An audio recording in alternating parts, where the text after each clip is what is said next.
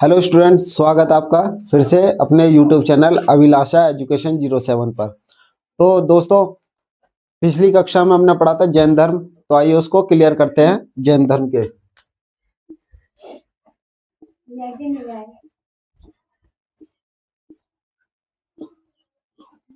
जैन धर्म तो जैन धर्म के बारे में हमने बताया था, यानी कि लास्ट टॉपिक क्या था हमारा, यानी कि शूद्र। तो उन्हें कैसे शिक्षा का अधिकार नहीं था और उन्हें गीता या फिर शिक्षा उन सब चीज के बारे में ज्ञात होने नहीं दिया जाता, उनको दबा के रखा जाता है। जैसे मान लीजिए शूद्र का भी उदाहरण मिल जाता है, जैसे कृषि दास है ना, या किसी के घर पे कोई चौकीदार है, या वैसे उनको दबा के रखा है, उनको बोलने नहीं दिया जाता है। तो इन सब चीजों में बहुत से झलक शूद्र की देखने को मिलती है। तो हमारे यानी के जो बताया था कि कैसे हमारे जैन धर्म का उदय हुआ था। तो आइए उदय के कारण जानते हैं।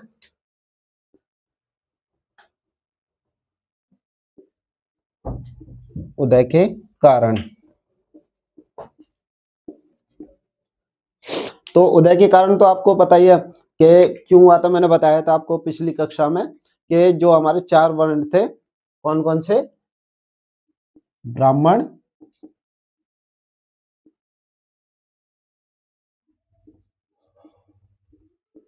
ब्राह्मण, दूसरा क्षत्रिय,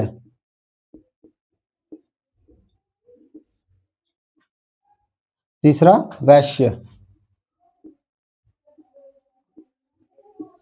और चौथा शूद्र। जो मैंने आपको बताया था कि इसमें मुख्य भूमिका किसने निभाई थी? शूद्र ने। तो इसमें मुख्य भूमिका निभाई थी शूद्र ने, जिसके कारण यानी कि जैन धर्म और बौद्ध धर्म का उदय हुआ था। तो जिसमें उस समय जो 6वीं ईसा पूर्व था,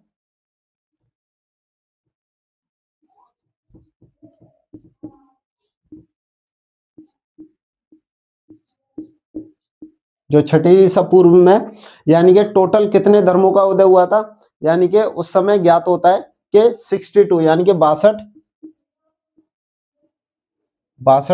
धर्मों का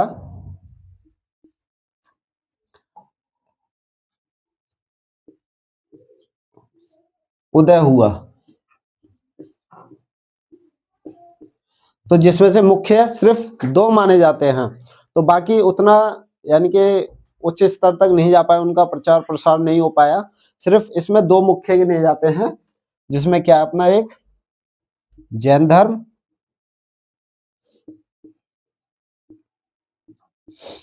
और दूसरे बौद्ध धर्म।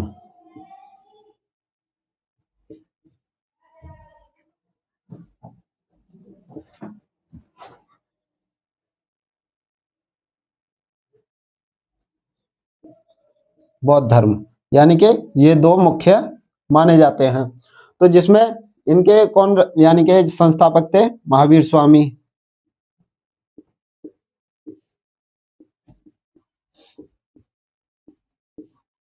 और इनके गौतम बुद्ध।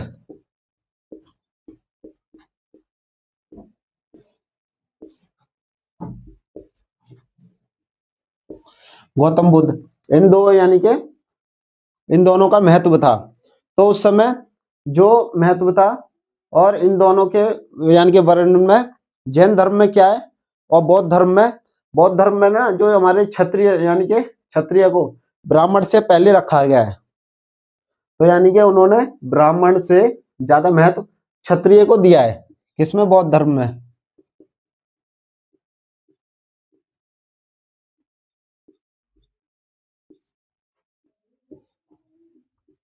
महत्वपूर्ण माना है इसको किसने? बौद्ध धर्म ने क्षत्रिय को। तो इसका यानी कि उदाहरण देखने को मिलता है काटक संहिता में। तो वह यानी कि इसका उदाहरण मैं बता देता हूं आपको।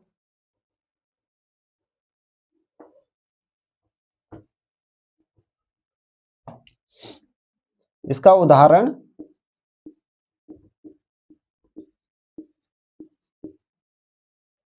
चलिए कोई नहीं, ब्लैक से एडजस्ट कर देते हैं।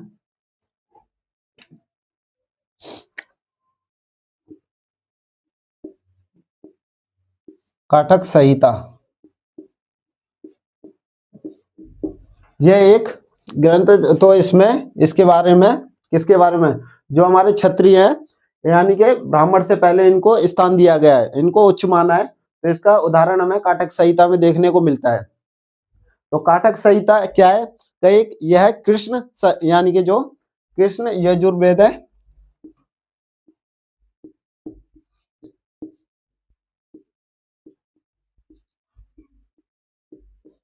कृष्ण यजुर्वेद, जिसमें हमें क्या देखने को मिलता है,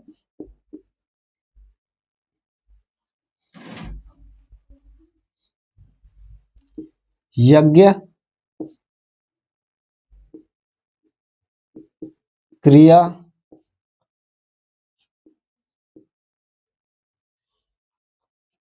कर्म एवं आदि,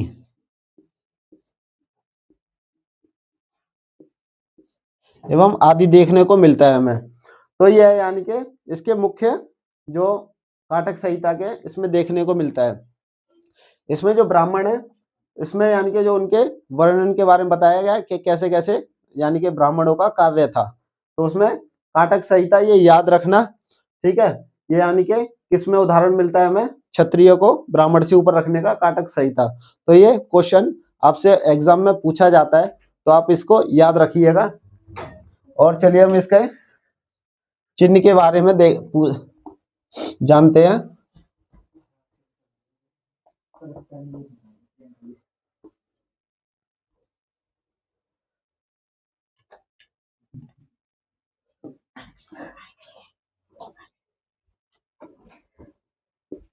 जैन धर्म के प्रमुख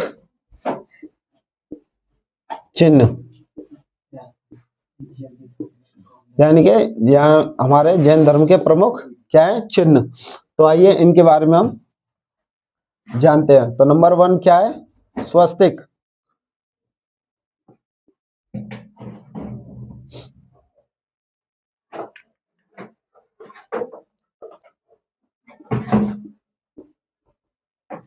स्वस्तिक। और नंबर 2 क्या है हमारा,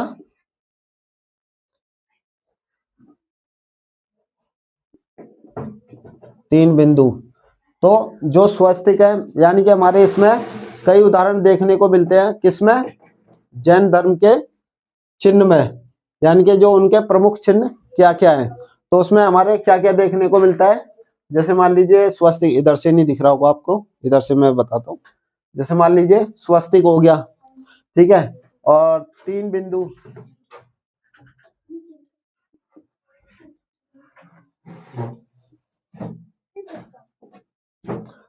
हो गया, और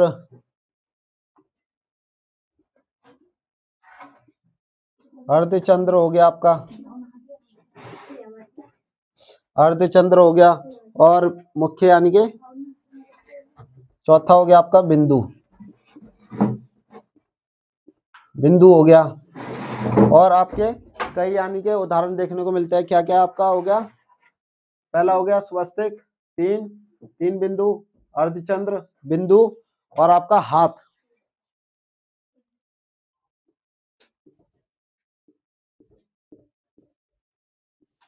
यह हाथ हो गया आपका, और चौथा आपका पहिया, छठा आपका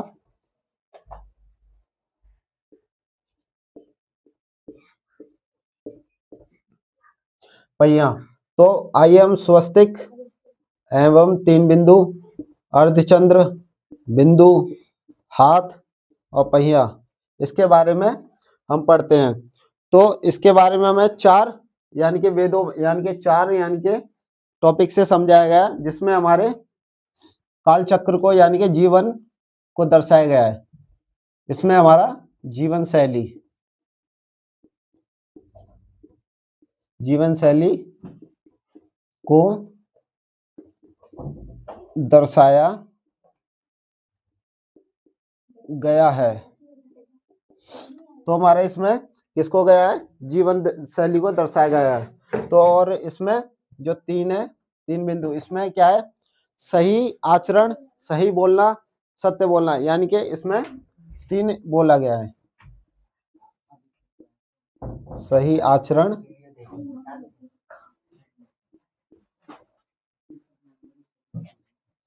सही आचरण हो गया आपका, और सही विश्वास,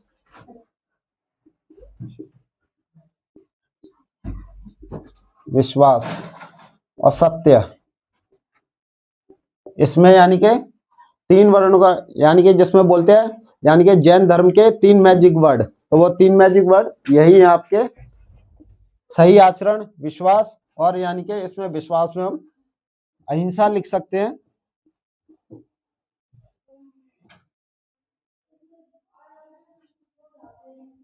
अहिंसा, अहिंसा लिख सकते हैं। तो जिसमें अहिंसा हो गया हमारा, यानी कि अहिंसा यानी कि हमें किसी से दुर्व्यवहार नहीं करना है, प्रेम से बोलना है। सही आचरण यानी कि हमें सबके प्रति मन प्रेम से रहना है, और सबसे एक दूसरे को हमें रिस्पेक्ट देनी है। और सत्य यानी कि हमेशा सत्य बोलो, किसी से झूठ मत बोलो जिससे दूसरे का जीवन प्रभावित हो। तो ये तीनों उसके मैजिक वर्ड हैं इसके। तो इसी पर यानी कि जो हमारे जैन धर्म का यानी कि स्थापना, यानी कि ये नींव है इसकी, जो 3 वर्ड है ये। तो जिसमें हम आजकल यूज कर लेते हैं 3 मैजिक वर्ड कौन से हैं, तो उसको हम गलत डायरेक्शन में ले जाते हैं। नहीं, वो 3 मैजिक वर्ड यहाँ यूज करना है हमें। और आपका ये अर्धचंद्र हो गया, तो जिसमें हमारा यानी कि वह स्थान, ऊपर का मिटा दे ताकि आपको दिखता रहे।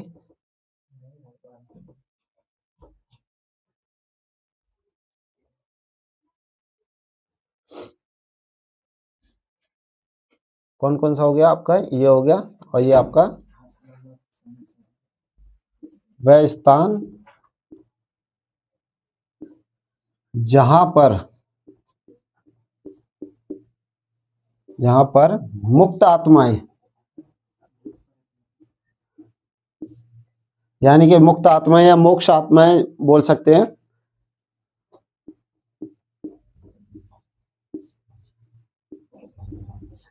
आत्मा का स्थान, जिसे यानी कि एक यानी कि जो जैन धर्म में मोक्ष की प्राप्ति भी कहते हैं।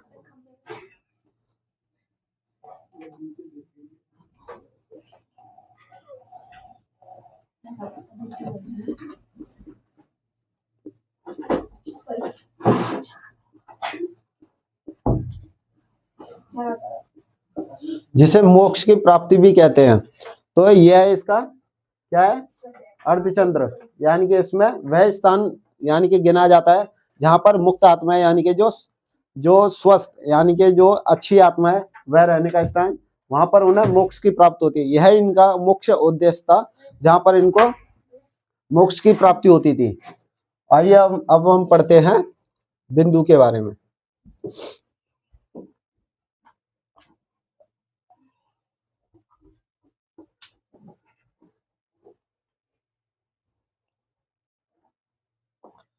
यहाँ पर जो यानी कि जो स्थान दिया था मोक्ष का,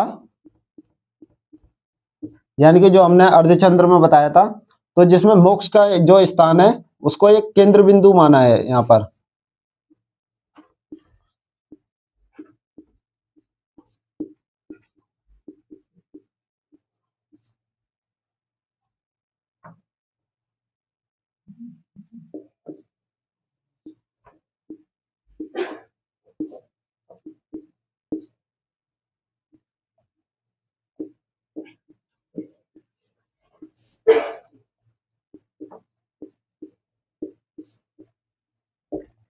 यानी कि जो मोक्ष का केंद्र बिंदु था उसका स्थान निर्धारित किया गया है यहाँ पर। तो जिस यहाँ पर यानी कि वही लोग रह सकते थे जिन्होंने अच्छे कर्म एवं दूसरों से प्यार से बोलना, झूठ ना बोलना और हमेशा अहिंसा के रास्तों पर चलना, यह उन यानी कि उन व्यक्तियों के लिए,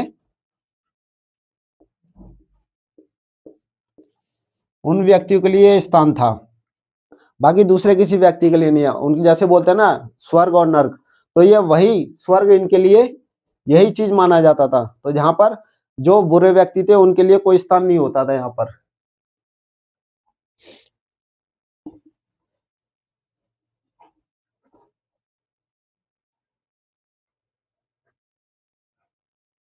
जो हमारा हाथ है इसके बारे में बोलते हैं, यानी कि जो हमारे हाथ का सिंबल है, तो उसमें बोलते थे बस बस करो अब, यानी कि और अत्याचार मत करो किसी पर, तो जिसमें हमें कुछ यानी कि श्लोक लिखने को मिलते हैं, जिसमें हमारा अहिंसा परमो धर्म,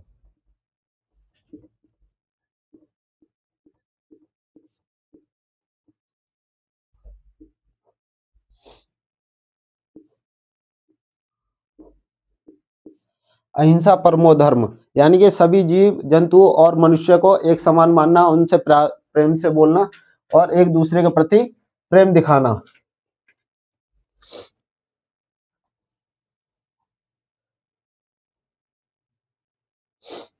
और जो हमारा पहिया है, यानी कि उसमें हमारे 24 जो तीर्थकर थे उसको दर्शाते हैं।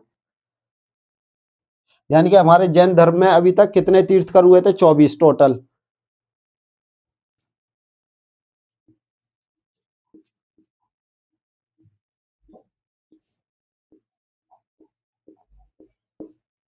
तो यानी कि 24 तीर्थकरों को इसमें दर्शाया गया है पहिया में। तो जिसमें बोलते हैं कि ये मत समझ लेना कि अशोक चक्र में 24 तिल्लियां होती हैं तो इसका उससे कोई संबंध होगा, नहीं, ये अलग है, उसका संबंध अलग है।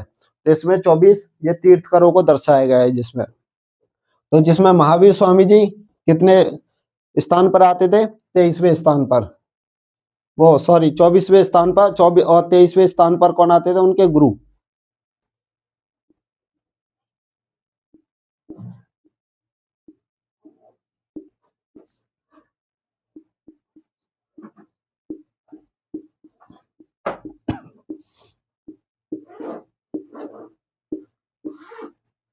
जो 24वें तीर्थकर थे हमारे महावीर स्वामी जी थे, जिन्होंने जैन धर्म की स्थापना की थी 6वीं शताब्दी ईस्वी पूर्व में, और उनकी मृत्यु 527 ईस्वी में हुई थी।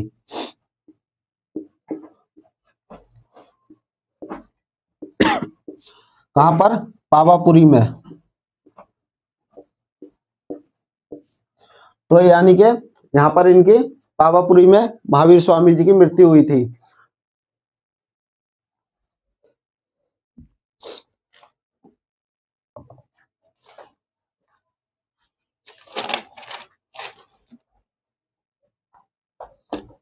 नोट डाउन करते जाना साथ ही साथ।